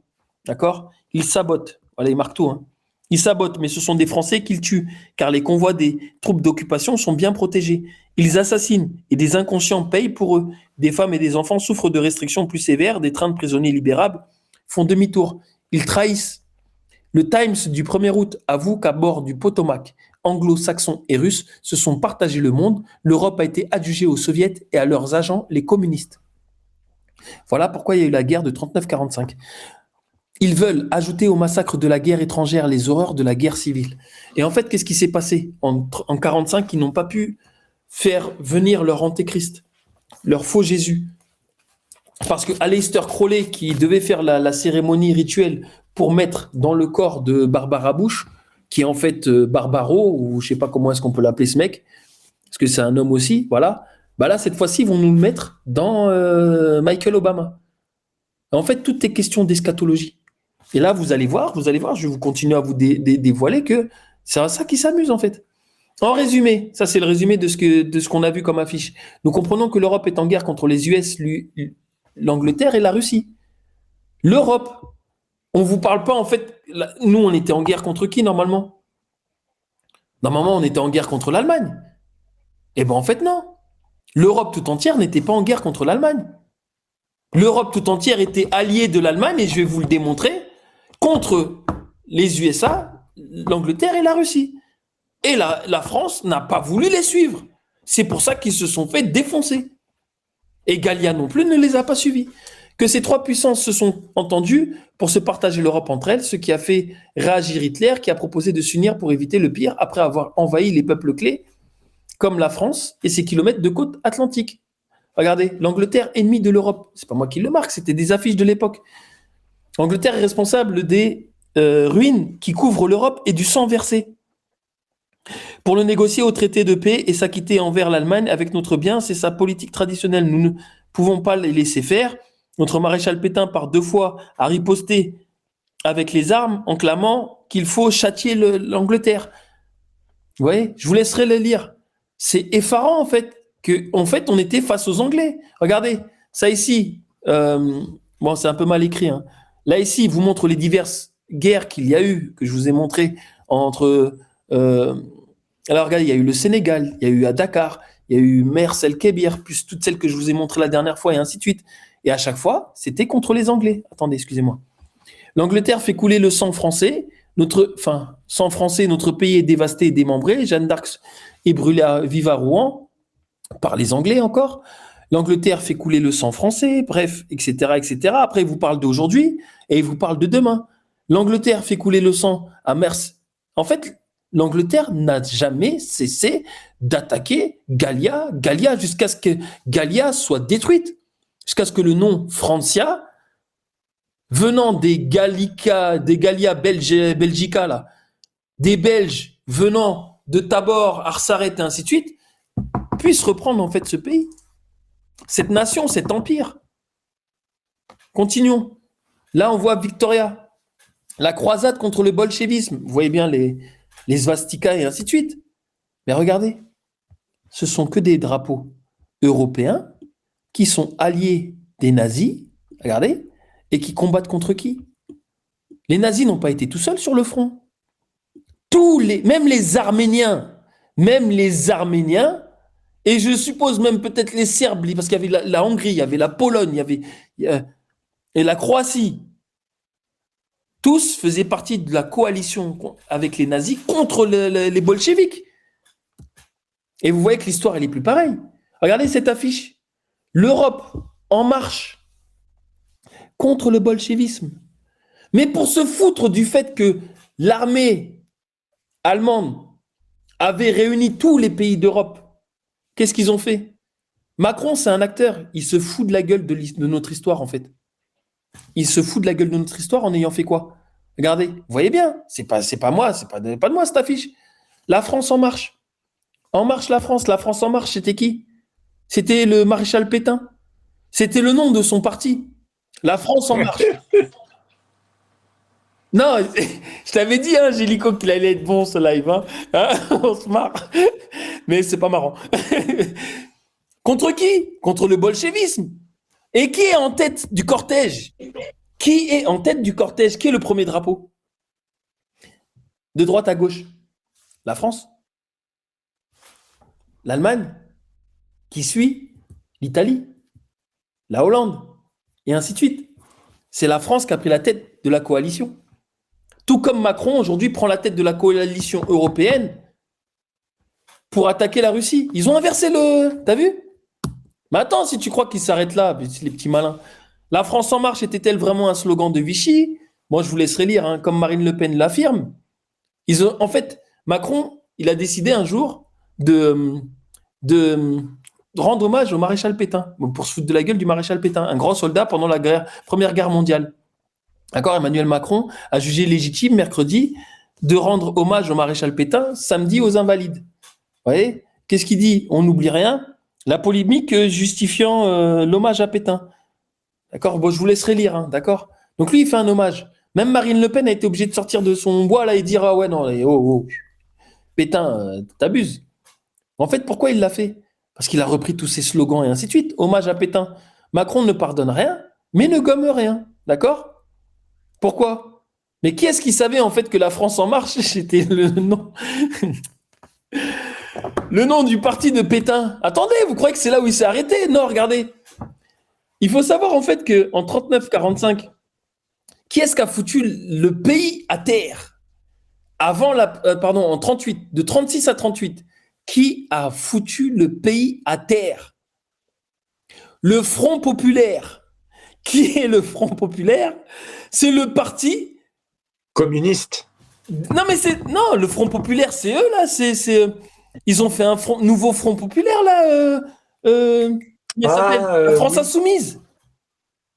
C'est la France insoumise, le Front populaire. Donc face à Macron, du temps de Pétain, c'est le Front populaire qui a foutu la merde et qui a fait que la France est tombée dans les griffes de l'Allemagne, soi-disant, et qui a forcé à la collaboration. Et là, aujourd'hui, c'est encore le Front populaire que l'on voit arriver en face de Macron, qui s'appelle La France en marche. Alors que c'était les opposants de Pétain à l'époque. Tu vois ce que je veux dire ou pas? C'est un truc de fou. Hein? On est d'accord que là, oh là, tu te fous de nous. Non, attends, tu crois que c'est tout. On continue. 39-45, un récit similaire à aujourd'hui. Là, je vais rentrer un peu plus dans le sujet. Regardons un peu. Donc ça, c'est des combattants du front de l'Est. Attendez, parce qu'il me fait mal les zooms, en fait. C'est un ouvrage, hein, d'accord? Là, donc là, vous voyez, c'est sur le site, hein, comme je vous ai dit, hein, c'est le lot numéro 169. Des combattants du front de l'Est vous parlent, d'accord? C'est important. C'est le front de l'Est qui parle. D'accord? Voilà. Donc, je vais juste vous faire le résumé de ce qui est écrit. Après, je pourrais peut-être vous lire un petit passage, mais bon. L'auteur nous explique que la Russie de l'époque a été sous-estimée en matière de ressources militaires, aussi bien sur le plan humain, matériel qu'industriel. Ils sont suréquipés, tout comme l'est la Russie de nos jours. On est d'accord ou pas?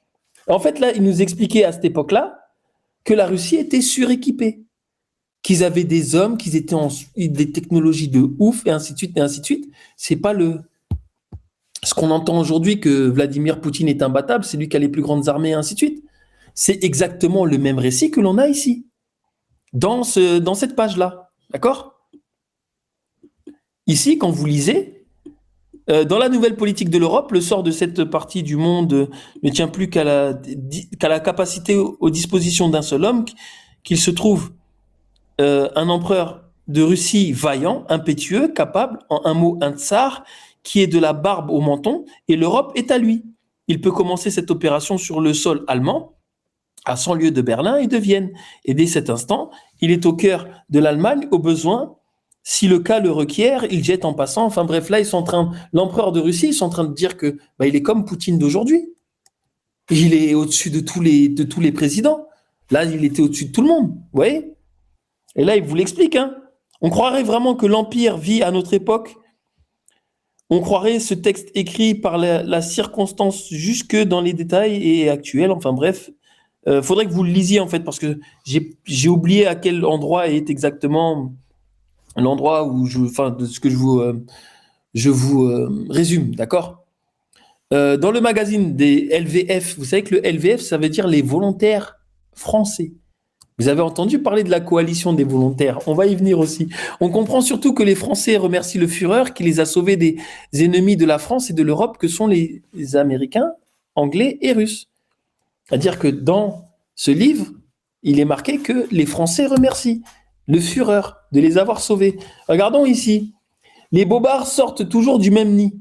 Là, c'est une affiche. Bon, il te marque que le nid, en fait, c'est les francs-maçons. Les Allemands prennent tout. Là, ils vous disent aussi, attendez, regardez, nos bons amis anglais, nous avons la maîtrise des mers, vive de Gaulle, tout ça, en fait, vous voyez, et ils vous montrent en fait les divers signes francs-maçons et ainsi de suite. Voilà d'où viennent les bobards. Mais regardez cette affiche, travail, famille, patrie. Ça, c'est l'affiche qui vient du maréchal Pétain après qu'ils aient perdu. Regardez ce qui est écrit. Oh là là, pourtant j'ai zoomé. Aujourd'hui que la France est en proie au malheur véritable, il n'y a plus de place pour les mensonges et les chimères. Et on voit qu'aujourd'hui, on vit dans des mensonges et des chimères avec Macron qui donne des jets, qui donne des MiG, comment ça s'appelle là, les avions là? Les Rafales. Il donne des Rafales à droite, il donne des canons César, soi-disant on roule sur l'or, il donne des milliards à droite à gauche alors qu'on n'a plus d'argent. Mensonges et chimères. C'est la même chose que nous a fait le Front populaire en 36-38. Et là, en fait, ils ont inversé, c'est la France en marche qui nous fait ce que nous a fait le Front populaire. Et c'est soi-disant aujourd'hui le Front populaire qui vont nous sauver. Vous avez vu, ils ont inversé Mais regardez ce qui est marqué, trop peu d'enfants, trop peu d'armes, trop peu d'alliés. Voilà les causes de notre défaite. C'est pas ce que Macron il nous a fait. On n'a plus d'armée, on n'a plus d'armes, on n'a plus d'alliés. Parce qu'en fait, il a fait en sorte que même l'Afrique ne va jamais nous suivre. Au final, on a voulu épargner l'effort. On rencontre aujourd'hui le malheur. On n'a fait aucun effort depuis. Vous voyez que là, il y a déjà encore une ressemblance. On continue. Là, ici, sincèrement, vous lirez ce document-là. C'est un document, la vérité sur le travail des ouvriers français en Allemagne. Sincèrement, je l'ai lu, je me suis dit, c'est quand même costaud. Parce que Daladier et les conspirateurs à la solde de la haute finance internationale ont poussé la France dans le conflit actuel. La France a perdu cette guerre en 1940. Seuls ces criminels sont responsables des pénibles conditions dans lesquelles se trouve actuellement la France. C'est pas ce qu'on vit aujourd'hui, on n'est pas à 3500 milliards à cause des finances. D'accord, on continue. Le blocus dirigé contre l'Allemagne. Ah, il n'y a pas un blocus contre la Russie? C'est avéré un échec. Ah, et c'est pas un échec aussi contre la Russie? Le Reich ne peut plus être vaincu par la famine, similaire aux sanctions de l'UE aujourd'hui sur la Russie. La Russie ne peut pas être battue par la famine aujourd'hui. On est d'accord? C'est ce que l'on voit. La vérité, c'est que le gouvernement français actuel a la volonté de sauver la nation de la décadence qui serait inévitable si elle ne collaborait pas avec l'Allemagne. C'est-à-dire que sans l'Allemagne, on était mort, de ce qu'ils disent. La vérité, le Führer Adolf Hitler a fait preuve d'une extraordinaire magnanimité envers la France. Plus de 600 000 prisonniers de guerre français ont été libérés sur son ordre depuis l'armistice. Il n'a fait que libérer. Les prisonniers de guerre français qui se trouvent encore en Allemagne sont bien traités. Ils vivent et travaillent dans des conditions de loin supérieures à celles qui auraient seulement pu être imaginées au cours de la Grande Guerre. D'accord? Regardez. La vérité, c'est que le Führer a accordé en outre à la France les faveurs exceptionnelles suivantes en reconnaissance de l'attitude de la population de Dieppe au cours de la tentative de débarquement britannique. Les prisonniers de guerre originaires de cette région ont pu regagner leur foyer. C'est-à-dire que les Dieppois ou les personnes de Dieppe, quand les Britanniques ont voulu faire un premier débarquement, c'est les Dieppois, ils ont dit dégagez d'ici, laissez l'Allemagne chez nous. Bah oui, c'est du côté d'Évreux. C'est fou, hein? Mais tu comprends pourquoi Évreux a été bombardé? Le Führer a également accordé que les femmes des prisonniers de guerre français, à la condition qu'elles travaillent aussi en Allemagne, puissent y rendre et vivre auprès de leur mari. Le Führer a consenti au gouvernement français d'accorder un congé temporaire renouvelable à de nouveaux contingents de prisonniers de guerre français en échange de spécialistes qui se rendent en Allemagne. Il y avait mais ça, tu lis ça où ça en fait? C'est une dinguerie. Carrément, les Dieppois, ils ont dit qu'est-ce que vous venez débarquer, dégagez. Et le Führer, il les a libérés. Non, ça se lit pas n'importe où, ça. Bref, d'accord. Je vais lire celle-là. La vérité, c'est que le gouvernement français défend de la façon la plus énergique les intérêts de ses ouvriers, de ses prisonniers de guerre, et trouve du côté allemand la compréhension et la prévenance les plus grandes. Le gouvernement français a conclu avec l'Allemagne des accords solides pour assurer les droits de ses ouvriers. C'est pas ce qu'on entendait, hein. Enfin bref, soi-disant, bref, on est d'accord. Message du maréchal Pétain, chef de l'État français. Voilà ce que disait le maréchal Pétain aussi. C'est important de lire. Attendez, parce qu'en fait, il me fait mal les zooms. C'est ça qui m'énerve. A servi de diverses manières, successivement et parfois simultanément par des coalitions d'intérêts économiques et par des équipes politiques ou syndicales prétendant fallacieusement représenter la classe ouvrière. Selon la prédominance de l'une ou de l'autre de ces servitudes, des majorités se succédaient au pouvoir animées, trop souvent, du souci d'abattre la minorité rivale. Ces luttes, c'est exactement ce qu'on vit aujourd'hui. Ces luttes provoquaient des désastres. L'on recourait alors à ces vastes formations dites d'union nationale qui ne constituaient qu'une duperie supplémentaire. Ce n'est pas en effet en réunissant des divergences que l'on parvient à la cohérence, ce n'est pas en totalisant des bonnes volontés que l'on obtient une volonté. En fait, tout ce que l'on a aujourd'hui comme politique que l'on voit, c'est exactement la même politique qu'a vécu le maréchal Pétain, avec des coalitions et ainsi de suite, et en fait, où tous les, en fait, on va dire les députés, sénateurs, toutes ces personnes en fait qui étaient à la tête des diverses factions, ben en fait, vous vous rendez compte qu'en fait, ils nous refont exactement la même chose. Ils nous dilapident les caisses comme ils ont dilapidé à cette époque-là. Politique économique, l'économie des coordonnées, enfin bref, tout ça, vous prendrez le temps de le lire, d'accord? Parce qu'il faut qu'on avance. Regardons ensemble. Les volontaires versus la Russie. Bis. On recommence. Qui sont les volontaires? Écoutez Emmanuel Macron. And because every time Vladimir Putin's Russia advances in Ukraine, the threat moves closer to us all. We will never accept the theory that might is right. And I want to be clear. This is why, together with you, Mr. Prime Minister, we decided to launch last February this coalition of the willing you mentioned. And this coalition was just the signal that the Europeans will never abandon Ukraine. Never.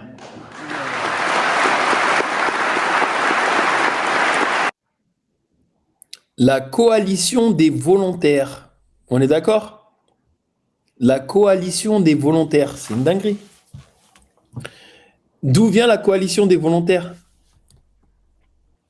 regardez, sous les plis du drapeau, la Légion des volontaires français combat pour l'Europe. Vous voyez un petit peu? D'accord? Vous comprenez?